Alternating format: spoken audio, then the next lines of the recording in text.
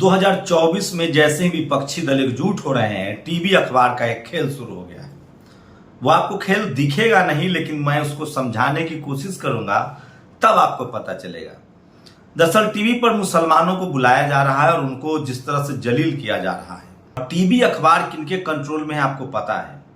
शोएब जमाई उसमें नए प्लेयर, और जितने मुसलमान पैनलिस्ट जाते हैं वो धर्म के नाम पर बहस करते हैं और वहां मुसलमानों को कट्टरपंथी घोषित कर दिया जाता है। धार्मिक रूप से मुसलमानों को कट्टरपंथी घोषित किया जाता है, उनको नीचे दिखाया जाता है और ये भी कोशिश की जाती है कि यह साबित कर दिया जाए कि हिंदुओं का अपमान करते हैं ये लोग या हिंदुओं के हक अधिकार के खिलाफ है। एक भी मुसलमान इसमें ऐसा नहीं मिलता है जो उनसे पूछे कि दलित हिंदू के बारे में क्या राय है, पिछड़ों के बारे में क्या राय है, किसानों के बारे में क्या राय है। अगर हिंदू ही है सब, तो लालू यादव को आप वोट क्यों नहीं देते हैं, मुलायम सिंह को वोट क्यों नहीं देते हैं, मायावती जी को वोट क्यों नहीं देते हैं, जबकि वहां सारे के सारे सवर्ण हिंदू होते हैं। मैं आपको कुछ बताऊंगा, कुछ समझाऊंगा जो बहुत जरूरी है। सोचिए, टीवी उनके पास है, अखबार उनके पास है। सवाल है कि लालू यादव जब हिंदू हैं, मायावती जी हिंदू हैं, हेमंत सोरेन हिंदू हैं, स्टालिन भी हिंदू हैं, तो ये सारे के सारे सवर्ण समाज के वोट इन हिंदू पार्टियों को क्यों नहीं मिलता है? सारा का सारा वोट बीजेपी को ही क्यों जाता है और हिंदू के नाम पर बीजेपी को ही वोट क्यों मिलता है? मैं आपको समझा रहा हूं। हम सब हिंदू हो सकते हैं, लेकिन हमारा संवैधानिक आरक्षण है, उसके खिलाफ हैं ये लोग। धर्म से जिनका फायदा है वो उसके नाम पर राजनीति कर रहे हैं। मुझे लगता है इस देश के 90% लोगों को संवैधानिक रूप से राजनीति करनी चाहिए। संविधान हमारा धर्मनिरपेक्ष है, किसी भी इंसान को कोई भी धर्म मानने का अधिकार है, धर्म परिवर्तन का भी अधिकार है, जबरदस्ती नहीं, स्वेच्छा से। सवाल हम लोग ये उठा रहे हैं कि इस देश के जो 90% लोग हैं, जिनको SC ST OBC का संवैधानिक दर्जा है, या जो जनरल कैटेगरी में ही किसान जातियां हैं, जाट गुर्जर पटेल मराठा, वो सुप्रीम कोर्ट में क्यों नहीं है, हाई कोर्ट में जज क्यों नहीं है, वो ब्यूरोक्रेसी में क्यों नहीं है, मीडिया में क्यों नहीं है, जुडिशियरी में क्यों नहीं है, बिजनेस में क्यों नहीं है, खेल में क्यों नहीं है?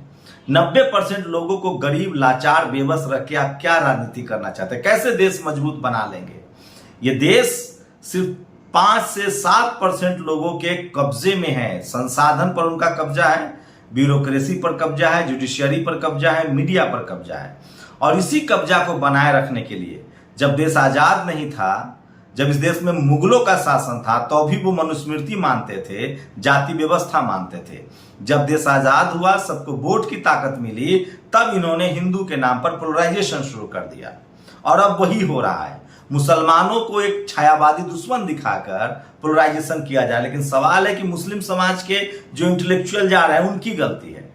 वो सिर्फ पूरे डिबेट को हिंदू मुस्लिम पर लाते हैं। ये लोग उनको मुगल दौर में ले जाते हैं। मुगल दौर में भी कोई बढ़िया राज नहीं हुआ है, मैं लिख के दे सकता हूं। इस देश में अगर राजाओं की बात करें, कंपेरेटिवली आप तुलना करेंगे, तो मौर्य वंश तक सब कुछ अच्छा था, जब बुद्धिज्म का समय था, जब बुद्धमय भारत था। उसके बाद चाहे वो महाराणा प्रताप हो, चाहे उसके बाद महाराणा प्रताप, शिवाजी महाराज जो सबसे शानदार, यशस्वी और इस देश की जनता के लिए जिन्होंने काम किया, वो शिवाजी महाराज थे। तमाम उसमें जो किसान राजा थे वो शामिल थे, मिहिर थे। तो तमाम जो जाट पटेल मराठा गुर्जर राजपूत राजा थे वो सब भी अच्छे थे। लेकिन ये बात सच है कि मुगलों के दौर में सोचिए किस तरह से संभाजी महाराज के साथ साजिश हुई और मुगलों के साथ मिलकर पेशवाओं ने उनका सत्ता हथिया लिया। जो जातिवाद का सबसे क्रूर शासक था, उस पर बात नहीं करेंगे वो लोग। वो मैं फिर कह रहा हूं, दिलीप मंडल ने जो लाइन लिया है कि जब यूरोप में क्रांति हो रही थी, जब वहां एक्सरे बन रहा था, दवाइयां बन रही थी, तब यहाँ के राजा महल बनवा रहे थे, शादियां कर रहे थे और वो तलवारें भांज रहे थे। इसमें से कुछ राजा एक्सेप्शनल हैं, चाहे वो महाराणा प्रताप हो, चाहे शिवाजी महाराज हो, संभाजी महाराज हो, चाहे वो जाट राजा हो, गुर्जर राजा हो, पटेल राजा हो, मराठा राजा हो, चाहे इंदू देवी पासी हो, चाहे अहिल्याबाई होलकर हो, ये सब अलग है। लेकिन पेशवाओं का इतिहास क्या है? लेकिन सवाल ये भी है कि वो कौन लोग थे जो मुगलों के राज में नवरत्न थे। अकबर के राज में बिरबल कौन था, टोडरमल कौन था, तानसेन कौन था, इनकी भी पहचान कीजिए। इन पर बहस नहीं करेंगे जो लोग आपको इतिहास पढ़ा रहे हैं। रानी झांसी, महारानी झांसी के साथ किसने गद्दारी की? सुभाष चंद्र बोस के साथ किसने गद्दारी की? चंद्रशेखर आजाद के साथ किसने गद्दारी की? भगत सिंह के साथ किसने गद्दारी की? ये सब सवाल पूछे जाने चाहिए। शिवाजी महाराज के साथ किसने गद्दारी की? संभाजी महाराज की हत्या में किसके हाथ थे? और अगर मुगलों ने शिवाजी महाराज के राज खत्म किए तो पेशवाओं का राज कैसे आ गया? मुगलों का राज आता। तो मैं फिर कह रहा हूं, मुगल राजाओं ने बिल्कुल ठीक काम नहीं किया है, लेकिन सवाल है कि उनके नवरत्न कौन थे? कोई किसान तो नहीं था, कोई जाट गुर्जर पटेल मराठा तो नहीं था। कौन लोग थे? उनकी पहचान कीजिए। और ये सब कुछ 2024 की तैयारी के लिए हो रहा है। और आज के समय में मैं आपको मंत्र देता हूं, जो आदमी बीएसपी सुप्रीमो मायावती हो, कांसीराम साहब हो, जगजीवन बाबू हो, बाबा साहब अम्बेडकर हो, अगर इनको गाली देता है, इनको भला बुरा कहता है, अगर कोई भी है तो समझिए कि वो जातिवादी है, महीन जातिवादी है। ये कौन लोग हैं उनकी पहचान कीजिए। वहीं जो लालू यादव, रामस्वरूप वर्मा, जगदेव बाबू, पेरियार, लालू यादव, सोनेलाल पटेल या रामस्वरूप वर्मा, पेरियार ललन सिंह यादव, इन लोगों को गालियां दे, वो समझिए वो घोर संघी है। तो यह समझना पड़ेगा आपको कि आपको हिंदू कहा जा रहा है एससी एसटी ओबीसी को वोट ठगने के लिए।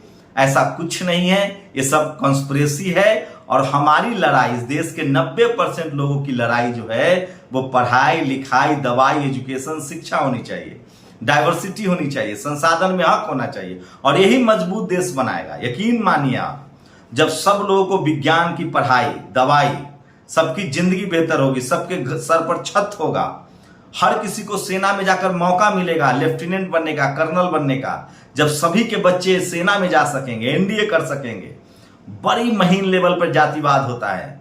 इस देश में जो क्लास 1 की नौकरियां हैं वहां घोर जातिवाद है, घोर भेदभाव है। तब वहां अपने ही धर्म के लोगों का, अपने ही धर्म के नाम के लोग जाति के नाम पर भेदभाव करते हैं। मैं बार बार कह रहा हूं, चाहे गुरु नानक साहब हो, चाहे आप बुद्ध हो, कबीर हो, रविदास हो, फूले हो, पेरियार हो, अंबेडकर हो, इन सब की लड़ाई देखिए। इन सब की लड़ाई कास्टिज्म के खिलाफ रही है।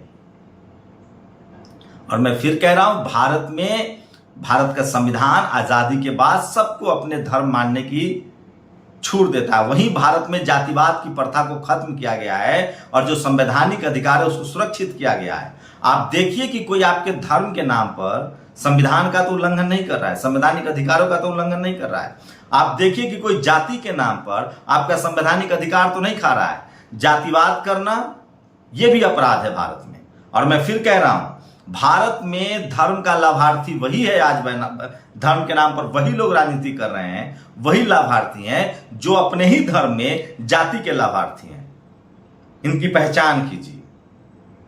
इस देश के 97%, 90% से 97% सवर्ण समाज में भी जो गरीब हैं उनके लिए क्या जरूरी है? पढ़ाई लिखाई, दवाई। लेकिन सबसे बड़ी विडंबना है कि एक बड़ा राजनीतिक पौध जो था, जो रामविलास पासवान हो, शरद यादव हो, लालू यादव हो, मान्यवर साहब हो, मुलायम सिंह यादव हो, सुनीलाल पटेल हो, रामस्वरूप वर्मा हो, लोहिया हो, चाहे जॉर्ज फर्नांडिस हो, चाहे मधु लिमी हो, ये दौर खत्म हुआ है। तो ये तमाम नेताओं का दौर खत्म हुआ है, जो सोशलिस्ट थे, समाजवादी थे, जो अम्बेडकराइट थे, मान्यवर कांसीराम साहब थे, लालू यादव थे।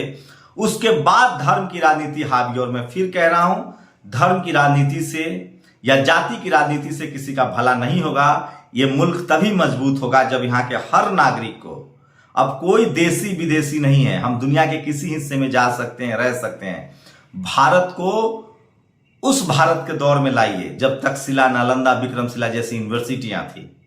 तब क्या था भारत? बुद्धमय भारत था, सम्राट अशोक का भारत था, शिवाजी महाराज का भारत बनाइए जिसमें सबको बराबर का मौका था, जब वो प्रतिपालक कहे जाते थे। गुरु नानक साहब का भारत बनाइए, कबीर, रविदास, फूले, अंबेडकर, पेरियार का भारत बनाइए, जगदेव बाबू का भारत, रामस्वरूप वर्मा का भारत, मधु लिमिये का भारत, जॉर्ज फर्नांडिस का भारत, जिसमें सभी जाति और धर्मों को संवैधानिक अधिकार के दायरे में देखा जाए और उनके साथ हनन न हो, जाति, धर्म और लिंग के आधार पर भेदभाव न हो।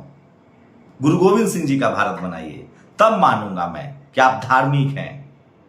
वो तमाम लोग जिन्होंने इस दुनिया में मानवता के लिए काम किया है। धर्म का काम होता है मानवता को सृजन करना, मानव मानव को एक समान समझना।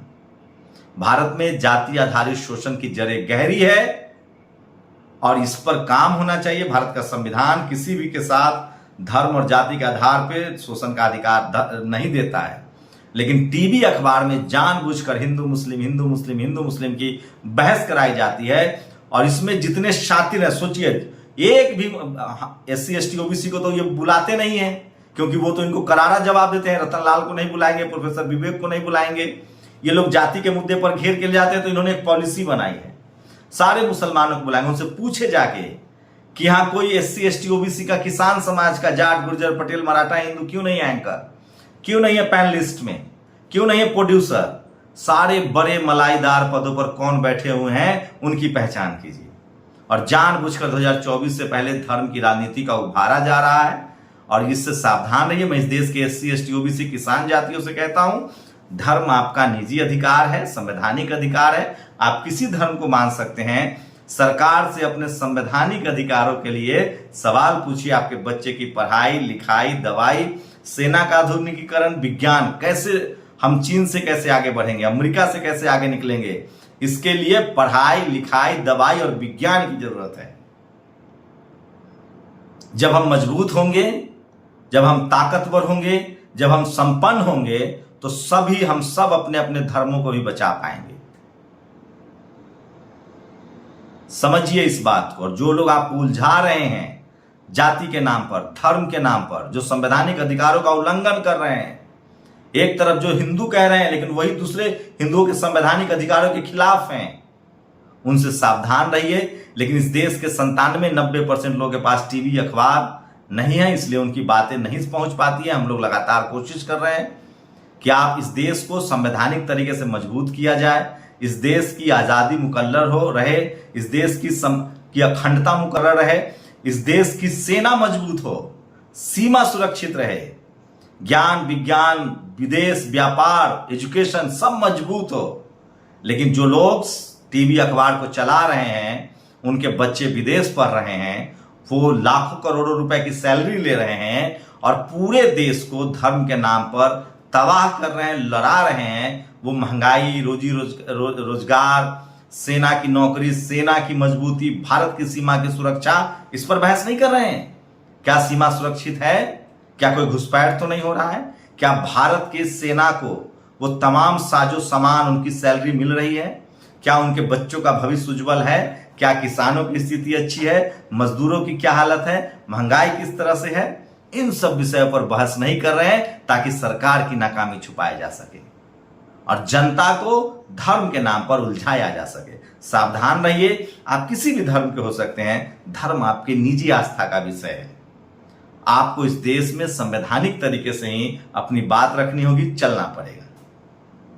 और किसी के साथ आप धर्म, जाति, लिंग के आधार पर भेदभाव नहीं कर सकते हैं, लेकिन जानबूझकर टीवी अखबार ये कर रहा है। सोचिए, इस देश में एक बड़ी नेताओं की फेहरिस्त जो है वो खत्म हो रही है और जो युवा नेता है वो इस बात को बोल नहीं रहे हैं और इसलिए धर्म की राजनीति शवाब पर है। और जब धर्म की राजनीति शवाब पर होगी तो इस देश के 90% जो लाचार, बेबस, गरीब लोग हैं, उनके बच्चे बेरोजगार, अशिक्षित होंगे। तब सेना की चर्चा नहीं होगी, देश की जवानों की चर्चा नहीं होगी।